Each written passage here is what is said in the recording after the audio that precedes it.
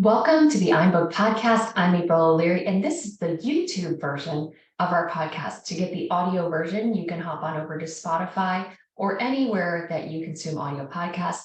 We are going to jump into some really cool content, so stay tuned for our next guest. We look forward to connecting with you, and be sure to subscribe. And to start your author adventure, hop on over to o'learypublishing.com, where you can map out the entire process and see what writing a book would look like for you. Let's get started. Welcome back to the I'm Book podcast. I'm April O'Leary, and I am so excited. Happy New Year to be back with Hussein Al-Baiaty. I'm not saying it properly. Correct me. It's okay. Al-Baiaty. Yeah. Al-Baiaty. It's all good. I just practiced it right before. But anyways, the thing that's so exciting about being here is we met at the end of 2023 at the Beyond Words Book Fest in South Beach. He lives in Tucson, Arizona. I live in Naples, Florida. Our paths converged there at the Nautilus Hotel. And he is an amazing author coach. He has an amazing story, which I want him to share with you today. But he's also the author of the book, The Art of Resilience, The Refugee's State of Mind. So welcome to the show. Thank you so much, April. I really appreciate this opportunity, and it was so wonderful meeting you. And I'm grateful that we get to continue working together because we were so aligned. I love this. I know, it's exciting. So the funny thing about being an author, publisher, someone who supports authors, is that when we can all get in the same room together, like in person, so many things happen, like so many ideas come and connections. It's just really neat to see it unfold. And so it's neat that now the first podcast of this year, you and I are talking, and because a new year, people are thinking about, all right, do I write my book this year, or I have my book, I need to refresh my marketing, and how can I get my book out there this year? This is going to be my year. And you're the perfect person to speak to that. Wow, what an honor and a lot of pressure. So here we go. Well, tighten your seatbelt. So tell me a little bit, I heard you speak at the conference. His story's amazing, and I want him to share a little bit with you about his background and his story, because you'll connect and you'll see what a big heart he has based on his experience. And then we'll get into the writing process and how you came up with your book idea, which obviously stems from your story. So tell us a little bit about who you are. Yeah. Well, thank you, April. Again, so going back in time just a little bit, unfortunately, my story started, I was a baby in a beautiful place called Iraq. And it's beautiful to me because that's where I was born, and it's the cradle of civilization, all those beautiful things. However, it was the 1990, I was about 5 years old, and, bombs literally came crashing down on Baghdad and the many other cities around, unfortunately, because we had a bad dictator that led us into multiple wars. And, my family and I unfortunately became refugees from that situation. So I ended up being a refugee for about 4 years in a desert refugee camp in northeast of Saudi Arabia. And unfortunately, during that time, it was very difficult, like water, food, you name it, it was difficult, living situation, everything. However, I was a kid, and I had an amazing father and remarkable siblings who took care of me. And I can't even put my mother into words. I have to put her in a whole new book, because my first book was more like a thank you to my father and my siblings, but my next book will be more like a thank you to my mother. But really, if it wasn't for those people, and I feel like, our supportive structures and things like that, we don't know who we are, right? For me, at least. And I'm so grateful that I had an awesome upbringing in that bad situation, because they made a bad situation be good. That I had food, that I had, the water that I needed, even though it was boiled. And I had a father who took initiative to get us out of that refugee camp using his remarkable abilities in art and persuasion and salesmanship, and just being a beautiful hearted human being who cared for others. And so, all these things were unfolding around me, but I saw a lot of lessons unfolding around me. So, we came out of that refugee camp due to my father's beautiful work. He literally started painting the guards and the people who were like soldiers around the camp. And that led us to meeting that led him to meeting the person that helped us come out of that refugee camp. But like I said, in those times, there was a lot of lessons learned. However, I was too young to even know that they were lessons. It wasn't until later in life that I sort of, became a young man, and growing up in America also wasn't easy. Learning the language, all that good stuff. But my means of communication was always art. And that always, got people talking, whether I was drawing Mickey Mouse or Spider-Man down the line, or painting canvases at, poetry nights, and getting into architecture school, whatever it was, art was also my means of communication and connecting with people. And I love that. I'm so grateful that I had that privilege of a gift.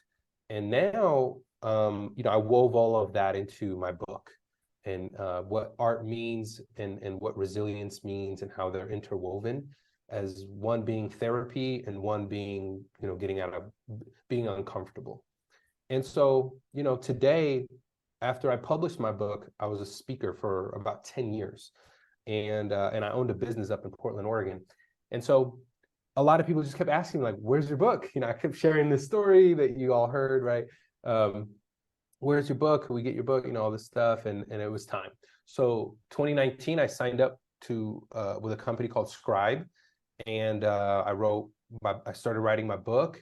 But I was so involved that they invited me to, basically, at that point, I sold my business, and it was a kind of a perfect opportunity. Who became my mentor, her name is Emily. She became my mentor.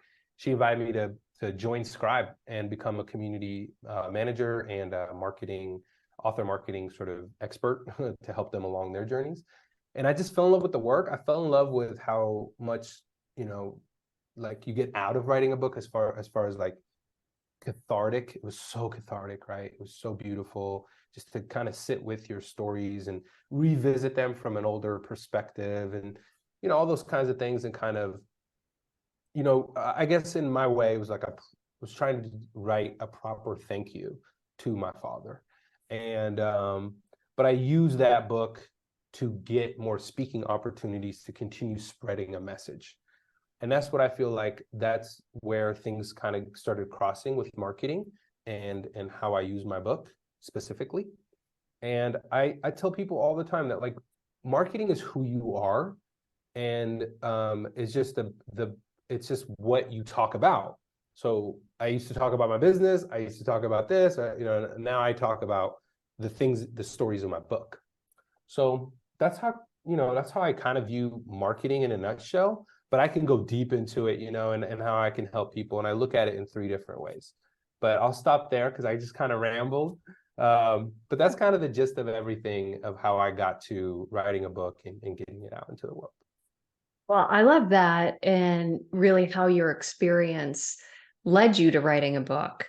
We all write from our experience, and it's something I say often on the podcast here is, when you become an author, you're not trying to become someone else. You're not trying to write about something else. You're not trying to be someone you're not, or show experiences you don't have. All you're trying to do is take the experiences you've had and put them forward in a way that can help other people. And one of the things I loved when I heard you speak at the Beyond Words Book Fest was talking about how your dad looked at the guards and thought about what they would want with his art. Can you share a little bit about that? Because I think that authors sometimes get it backwards. They want to write about what they want to write without really thinking about the end result of who they're trying to speak to. Yeah, thank you for bringing me back there. It's one of my favorite places to go, and how I like to think about my dad. So my father had this really unique way of really always thinking about who he was in front of. He was very much a listener, but he loved to talk, but he loved to talk about what that person was interested in. And that made him just lovable. Like, everyone loved that, because what do we all love? We all love talking about ourselves. But if you're the person that likes to listen and sort of ask the right questions, you can discover a lot about a person, and you can persuade them to the things that you want to do, or any of that kind of stuff, which is cool, and not in a negative way. It's a very positive thing, right? It's a beautiful attribute. So my dad walked up to, I remember this distinctly. I was about maybe 5.5 years old. Like it was very early on in the thing in the refugee camp, and his goal at that point was just to get more rice bags, because we didn't know, like food came once a week. It was a bad situation. And he went up to the guard and was just like, I bet you I can convince him to get us more rice bags for our families, because some of these families had, lots of kids and brothers, siblings, whatever. So like one small bag wasn't going to be enough. But how is he going to get this guy to care about our situation? Because he's just a guard. So he goes up to him and just sparks a conversation. Hey, salam alaikum, how are you today? And a lot of these young guys are soldiers or whatever. He says, hey, can you tell me who your favorite person is in the world? Most random question. And this guy has like a machine gun. And he's just like, that's a really, he's like, it would be my mom. I lost her a few years back, and, she was the most beautiful person. She was a poet. So, oh, that's, whatever. So my dad starts to really go deep with this person. And he goes, I would love nothing more than to paint your mother for you. I'm an artist. If you could just bring me supplies, I would love to do that for you, because I think that's beautiful. And, along with those supplies, if you could help us out and bring a few extra bags of rice, like I would do 10 paintings for you, like whatever. And he's like, you would do that?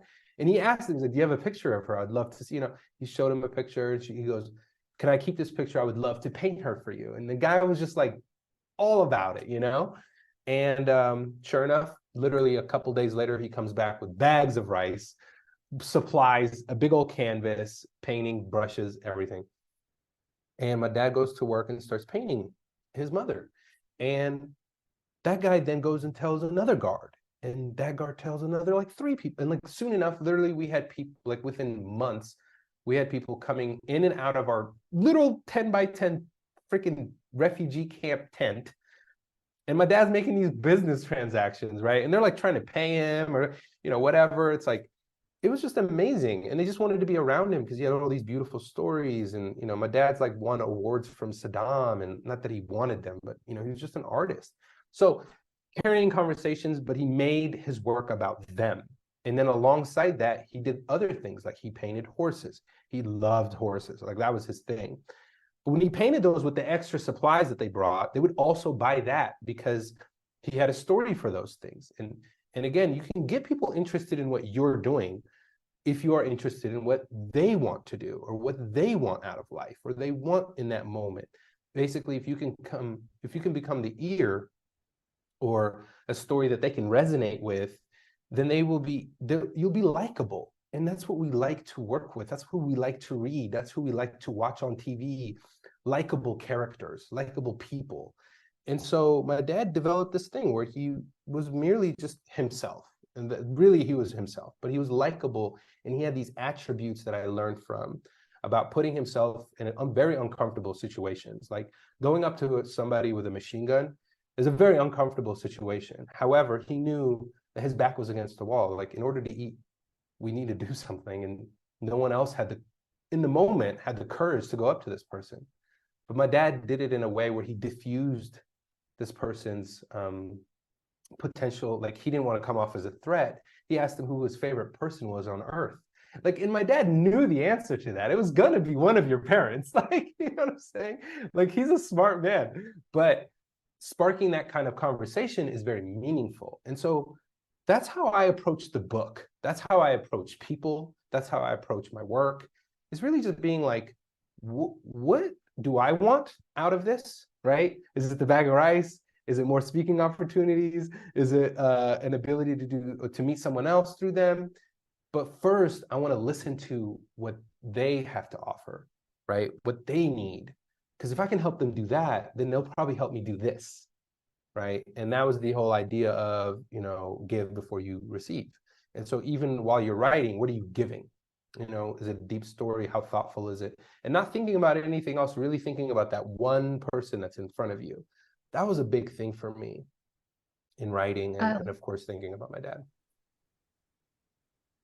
It's real easy. I mean, just to picture that in my mind, here's you, little 5 or 6-year-old boy walking with your dad and witnessing that. I mean, I think that one of the biggest things that prevents us from connecting with humans, you know, and the human connection is fear, right? We're afraid to put ourselves out there. We're afraid that that person's better than us, or they're worse than us. They're scary, or they're not, you know, they're not human, you know. And the truth is, we're all humans. We all have feelings. We all have mothers and fathers and siblings, likely, or children. And so the fact that your dad could see beyond the role of guard with a gun, who could have been very threatening feeling, and said, what's the human connection and what's my gift? My gift is art, and I understand humans and I can connect in that way. It's like such a profoundly wise way to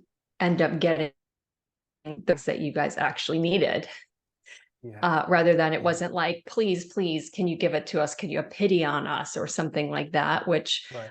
you know, Which doesn't have rightfully anything so. to do with them. They, you know, why would someone take Right. pity on you, for example, when you're one of, you know, thousands of people in there?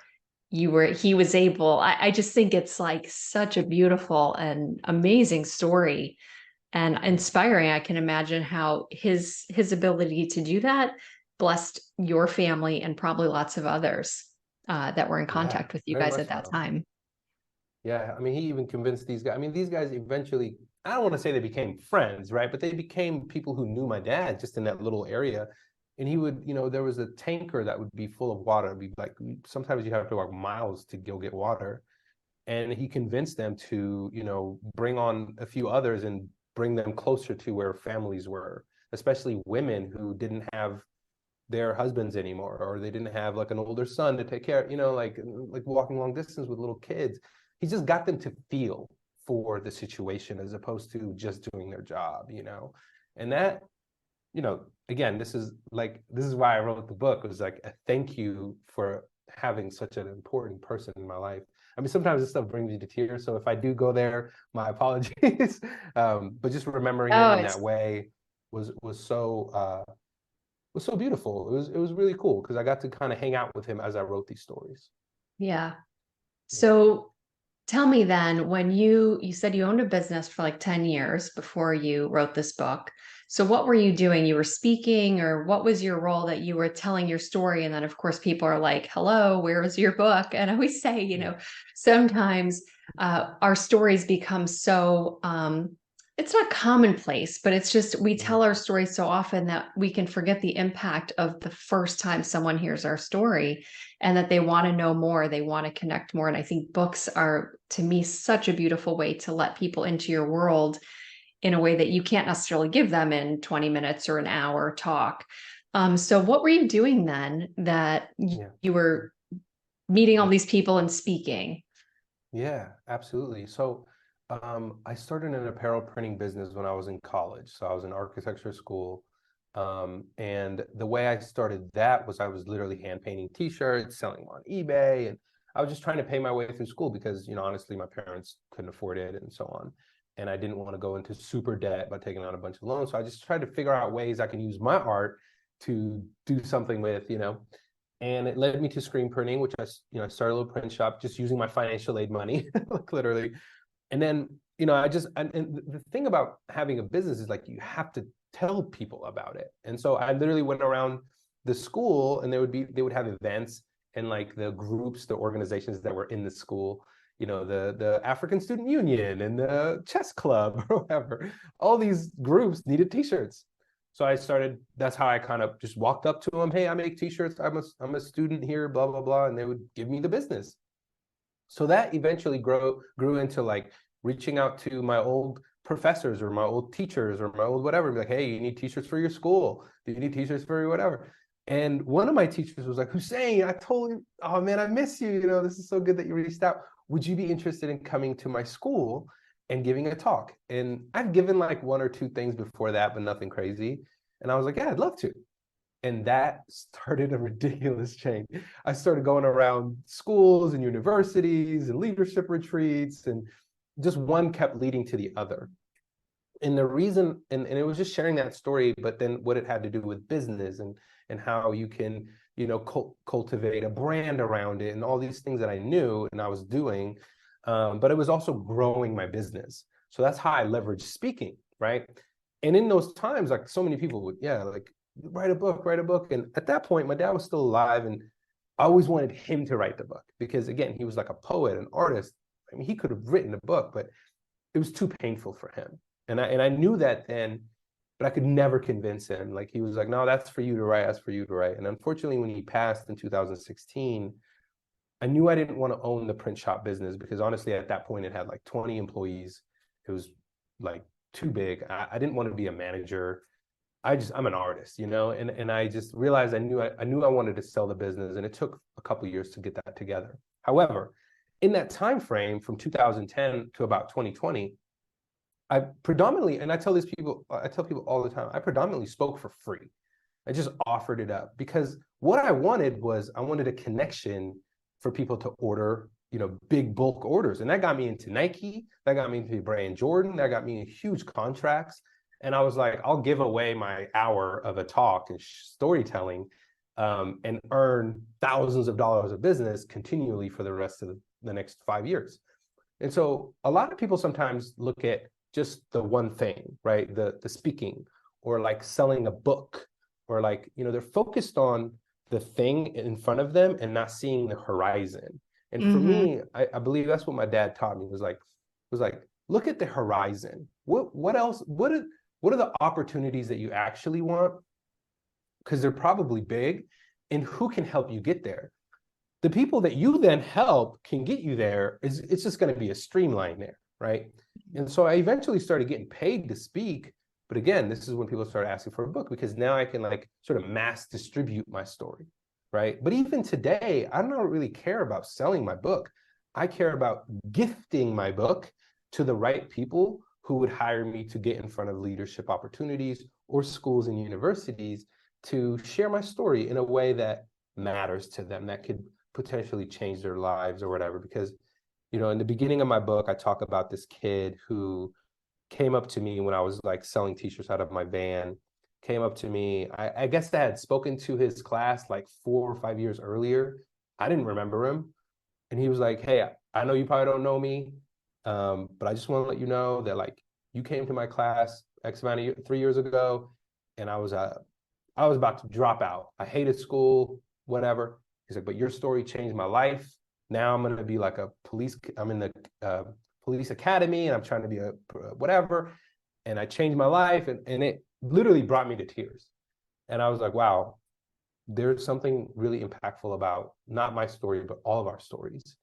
And if we can get them in the right place at the right time, it will truly change somebody. And I don't take that lightly. I love that.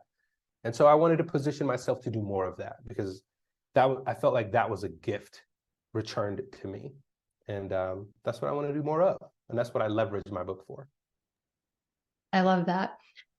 And, you know, it's interesting because you're absolutely right. Like, I 100% agree with you that writing your book, publishing your book, marketing your book, you have to know what's the bigger thing. It's not a, you know, transactional, like, okay, here, you know, you bought my book for $20. Now I made $10, and like, that's the end of it. It's that I'd rather give you the book, have you read the book, connect with me, or see me speak or whatever. And then what's the bigger impact you can have? I mean, to be able to help a kid who was about to drop out, and you didn't even know him, you didn't even have a book then. But those are the kinds of changes that I think can be so rewarding, more than any sort of a paycheck that you could have gotten had that kid just bought your book, right? Not that I'm saying it's not good to sell your book. Of course, sell your book. 100%. But Yeah. what are the next steps? And so we talk to our authors a lot about that. Like, the book is a door opener for other things. What are the other things that you want? What are the other things you can do to impact more people? If it's speaking, if it's consulting, if it's, you know, running courses or speaking at conferences, like you said, or the bigger orders. If you have more of that brick and mortar business, is it getting in front of your ideal client? And you've done all those things, which is amazing. And you did that for your own print shop. And now you help authors do that, which I love. And that was one of the things that I heard you speak about as well, that perked my ears when we were at the Beyond Words Book Fest, was helping authors to define who is their niche and really how to find those people. And so I'd love for you to talk a bit about that and the work you do with authors. Yeah, definitely. So I basically, I applied a lot of my marketing skill, all that good stuff, especially social media. I just knew a lot about that stuff, website building, all those kinds of things. I applied it a lot to, of course, my personal brand as I kind of went from owning an apparel printing business to now becoming like full-time speaking consultant, all that good stuff. And I realized that there's like this dip, this valley, and usually it's right after publishing because a lot of authors kind of gas out at publishing and like that week of celebration, the 2 weeks of celebration that their book is out, they talk about it, they share about it, and then things go silent. And I know that feeling because I was there for a moment and I was like, what am I doing? I know how to use this. And so what I tell people, the first thing is, is take a step back real quick. And like you said, like, what am I trying to get out of this? Right? What is the goal that I actually want from this? And thinking about that and then creating an offer around that, right? And then taking that offer and developing an online presence around it, of starting off with your website. And then we turn that into content strategy. So being really intentional about how to get your message out there in a way that genuinely matters to who you want to reach. Because if you're just thinking about who you want to reach, you'll reach them. And what happens when you reach them, they'll probably be in touch with you to get the thing that they want, right? And so that's the most important thing, I think, about how we can understand this through line that goes from, here's my book, but it's really not about your book, it's your expertise. Expertise is what we're actually talking about here. Any expertise, look, it's not something I'm proud of, but I have expertise around being a refugee, right? Like, expertise are stories, right? It's our experiences. And all of that stuff is valuable. In the modern day, I think that stuff is more valuable than ever because content and content generation and putting it into online and making ourselves be heard doesn't have to be too salesy or self-promoting, right? So people feel icky around that and they don't really know how to like market themselves. I tell them like, how do you talk to people? And they're like, oh, I like this. And I'm like, that's your marketing. That's the way you've been marketing yourself. How did you convince your wife to marry you? Like, you know what I mean? Like, you've been marketing your whole lives, but now let's just put some context around it, be intentional about it, and then actually go to the thing that you want, as opposed to looking at all these other authors, whether they're huge or famous or not, and thinking about just book sales or this or that. You're actually thinking like, this is what I want out of writing the book, and this is how I'm intentional about getting that return. And then this is what happens when I get that, this is what happens in the world around me. Not like the world, my world, because that's a different world, right? And so when I impact people in this way, this is the result that I get, and that fulfills me. And I say, if we can package that, if we can create a strategy around that, if we can create content that talks to that, all of the things that you actually want will start coming to you in a way that's much faster than just kind of daydreaming about, which I've done, becoming a New York Times bestseller, which is great. However, a lot of people who become New York Times bestsellers and stuff, honestly, some of them have terrible websites. Some of them you never heard of again, right? Like they're on the chart and off again. And some of those charts and some of those lists, people pay to be on them. So they're just that much harder because you got to pay to play. And so I tell people like, yeah, it's fun. It's nice to have those titles and awards and all those good things. But is it as rewarding as X, Y, or Z? And X, Y, and Z are different for you than that other person. So what are they? And once we actually know them, we plant that seed in the right marketing soil, and then we move forward. It seems so logical when it's explained that way, right? It seems like, yeah, of course, that makes sense. But, it's what I love about that is that there's the truth is, right, authors get excited when their book's about ready. You're excited when you get your cover design, when you get your book pre-launch, the pre-order period, you do the big launch party, whether it's online or in person, and maybe you have some speaking engagements that first month, and your warm market is excited and they buy your book. And then after that warm market sort of fizzles out, then how are we reaching out beyond the warm market? how are people going to find you? And I think what you shared about building that strategy and the content and what you want out of it and how does that impact your world is also something I think it's important. I've also worked with authors who think too much about, I don't mean this to sound selfish, but yes, we want to help the world, but it also has to help you too. Like your dad wasn't willing to just do paintings because he had time to spare. It was like, I'm doing it because I need rice for my family. So there has to be some sort of it's not selfish to consider, how does that benefit my world too? And I think that that's what makes the circle of win-win, like Stephen Covey talks about work. Because if we are only thinking about how does the other person win, then over time you end up with a lot of resentment and anger and frustration, towards the time you spent writing your book or the money you spent to get your book published or whatever it is, because you're just giving without really saying, well, how am I going to also benefit too? So I think it's such a great strategy, really, to consider your world and others too. That's so great.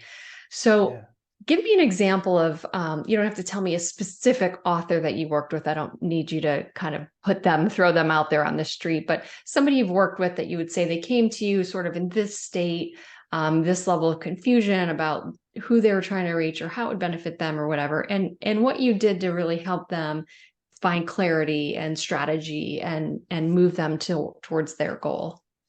Yeah. What does that look like for someone who is struggling? They're like, I'm listening to you and you're telling my story.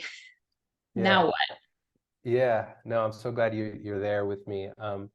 So usually when authors reach out, what they're searching for is literally a way to get clarity, right? And so we get on a call, and I call it an assessment call, and we do an online presence sort of research. So I do it with them. And what that looks like is a lot of them come to me with like, Hussein, I launched my book maybe a couple weeks ago or a couple months ago or last year, and I don't know what to do. I'm struggling. I really, I thought I was going to sell thousands of books. I sold a couple hundred. I thought I was going to get speaking engagements. I got one. I thought I hired this PR agency that got me on the news, but it didn't really go anywhere. A lot of authors struggle with different types of things, right? But most of them want to know how to market their book. And I say, you got it all wrong. It's not about marketing your book. It's that your book should be marketing you. The book itself is the marketing tool that's marketing you. So let's think about this in a new way. And they say, oh, okay, what do you mean by that? I say, okay, well, what do you want out of this? Like you said, right? I want to speak more. I want more consulting opportunities. I want more coaching clients. I want more X, Y, or Z, right? Great. Then let's go look online. So when I go search on, let's go look at your website. Their website is like a landing page with a book cover and like a few things of text and a little bit about them. So again, what's this website about? It's about you, not about my problems, right? But I know inside the book, there are solutions potentially to my problem, right? And so with that, we need to understand, and we need to take a step back, that everything you're creating or building or whatever, you need to reorganize it to make it about the person you want to serve. So if I'm trying to get booked, which I am, like always, right, at leadership conferences, then something about my page needs to resonate with people who book people like me for leadership conferences, right? It needs to resonate with them first and foremost. So when we look at their online presence, and I Google search them right in front of them, right? And they're like, oh shoot, he's gonna Google. I'm like, well, everyone's doing that. So you need to do that too. Like you need to Google search yourself, see what images, see what videos, see what stuff comes up. Perhaps you're not the one coming up. Maybe it's another John Smith or whatever, right? So you need to, how do you differentiate yourself? How do you come out of that, right? So now that if I'm searching your topic or searching your type of expertise, because we're in a search world, right? So if I'm searching, maybe you're second, third that comes up, and now I get to learn about you and your work. But if I get sucked into your LinkedIn profile, What does that look like? Because if you Google yourself right now, I promise you, it's either your LinkedIn profile or your Instagram profile, whatever you predominantly use. If you're a professional, you're probably on LinkedIn more. And if you're looking at that, you're looking at your profile, that landing page is more about you than anyone else. Stop making it about you. Let's make it about who you're trying to serve. So if you go to my LinkedIn profile, my profile is all about answering the questions that are in the minds of authors. So if I get in the mind of your potential reader or the potential person that you want to serve or help, what questions do they have in their minds? Then my profile, in a beautiful way, can answer those questions almost subliminally, right? In a subliminal way. And so then I can carry that even over to my website. And the website needs to be beautiful and elegant and represents not just you, but represents the person that when they see your, like, they're like, oh my God, this guy is speaking my language, or this woman hits the nail on the head with what she said, just with the title, just with the headline. So we do a ton of research and we give them an assessment. I give them an assessment about, all right, here's your standing, really, like online presence and how you are being discovered. Right now, you're sitting at like a 3 out of 10, right? Working with me, I'm probably going to take you to like an 8 or 9. And here's how we do that, right? And then we talk about the elements that now when we Google you, like if you were to Google my name, first thing that comes up is my website, my LinkedIn, like all my, and I create that specifically, and I'm very intentional about it with my SEO, with all the things that a lot of authors don't know about, but I help bring all of those things together so that the website, your LinkedIn page or your Instagram or your YouTube channel are all working together to land like on dead center on your offer, right? And so then people are coming to you. It's like I get 3 to 5 assessment bookings a week just from my LinkedIn page. And I just create content. So people go to my page, they go book the call because everything I talk about is the pain point of authors. So if I can get authors to do that for the pain points of who they're trying to reach, the gold is there. It's just waiting for you. And we just need to position things in a unique way that makes sense to you. I love that. And it's organizing, like you said, it's organizing everything that plays together. And, it can feel a little overwhelming. I think it's like when you're so far into your own closet, you're like, what am I actually wearing? What am I not wearing? But I kind of still like that, but I'm not sure because it worked last year, but does it still work? Like, Exactly. but then when you hire an organizer, right? And they come over and they're like, this is garbage. You're not going to wear this. And you're like, I don't know, Yeah. So it's almost like maybe you're digitally organizing someone's closet and helping them present better. Is that kind of Yes. like fair to say? I mean, it's probably dumbing it down way too far, but I think a lot of like perception is reality, and the way that people perceive you online, whether you're showing up, with as a 3 out of 10, then if I'm running a big leadership conference, I want someone who's a 10 out of 10, I want them looking sharp. And the only way I get to see what they look like is by all their online stuff. Exactly. Exactly right. And when you're investing your time and energy and resources into a platform, know how that platform is actually going to repay you, right? So I put time, energy, and resources into my LinkedIn and into my YouTube, but I know YouTube is like, I'm monetized, so YouTube pays me, LinkedIn pays me in the way how, like, because I get clients from that, and YouTube pays me through ads and sponsorships. So like, I invest in things that will give me a return on investment, right? Because I know that because of my experience of being a refugee, I know that my life is, it's not even in my hands, meaning like I could be here 1 minute and I'm gone the next, because I know how short it is and how beautiful it can be if I'm just intentional with my time.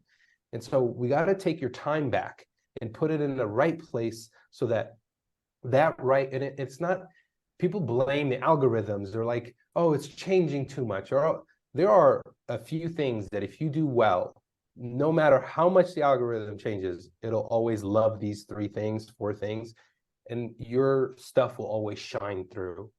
And that's what I try to teach people. So what I do is like a 90-day sort of work with you, but I also build with you. So I build your website, I build your content strategy, and then we go to execute together.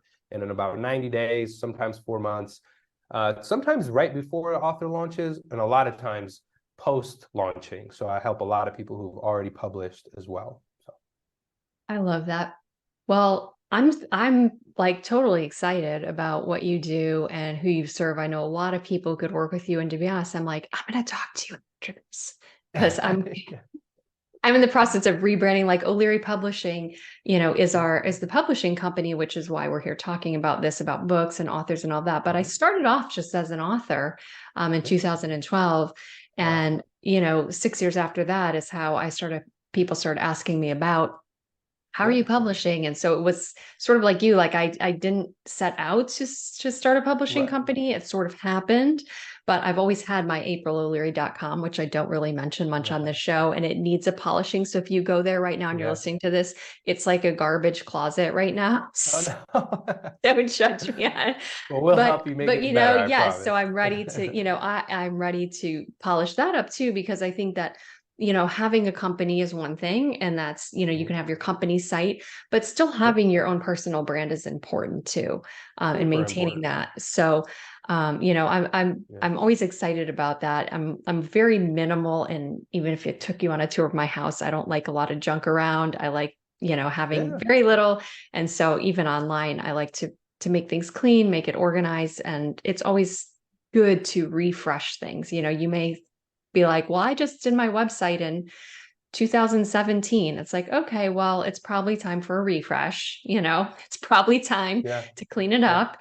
And I think the digital presence, it's like something you're going to always seasonally go through and refresh. And, because you grow as a human being, your messaging might be changing a little bit. You might find that as you're working with clients, you're like, oh, wow, I'm really good at this thing. And this thing isn't really even on my website right now. But people are paying you for it. So making sure you're always keeping that current too. So, I'm excited about what you do. I'm glad that we got to meet. I love Yeah. your book, The Art of Resilience, The Refugee State of Mind. That will be linked in the show notes. And the best way for people to get in touch with you is what website? Yeah, so if you go rising-authors.com, Mm-hmm. that's pretty much where everything is. And speaking of refresh, I'm in the process of refreshing it like this week, and I got it done. Like the last refresh was like 3 months ago. So I love doing what I preach to people, right? Is because the more we are in tune with what we're doing, the more I can relate it back to who I'm working with and say, this is working, this is no longer working. And so sometimes we just need people around us that can help guide us. You don't need to know everything, but we need to just get you to take the right actions, right? And those right actions are what's going to cause the effect that you want. And I'm so grateful that I got to spend this time with you. This has been amazing. If anyone out there needs a little bit of help or just wants to book a chat, to talk about what they're struggling with, I'm happy to do that. Go to rising-authors.com. You can find me on LinkedIn, Hussein Al-Baiaty. Super easy to find me. Yeah. Perfect. I love it. And definitely make sure you reach out. I will link all of that in the show notes. If you're an author who has a great book and you're struggling with getting your marketing out there or having any sort of content strategy, or you're not finding the results that you really want, I encourage you to reach out to Hussein. He's got a lot to offer, a lot of strategies and things, and I think you will be very pleasantly surprised with the results that he'll bring. If you're someone who has not quite published a book yet and you're looking for a publisher, reach out to us at O'Leary Publishing, where we have our author adventure quiz, and you'll see if maybe we're the right company to work with. There's lots of amazing independent publishers out there. I encourage you to do your research and see what's the right fit for you. So thank you, Hussein, for being on here today. Really appreciate all of your insight and your time, and look forward to 2024 being the best year yet for you as a business person, for me as well, and for all of you who are listening. Make it happen in 2024. We're cheering for you. Love it. Happy New Year. So this has been another episode of the iBook Podcast. I'm April O'Leary signing off. Be sure to hop on over to o'learypublishing.com to start your author adventure and see what writing a book could do for you in your profession, in your career, and what doors it might open. We thank our guests for being a part of the show today, and be sure to subscribe to podcasts here on YouTube. We look forward to serving you and helping you get your book out into the world.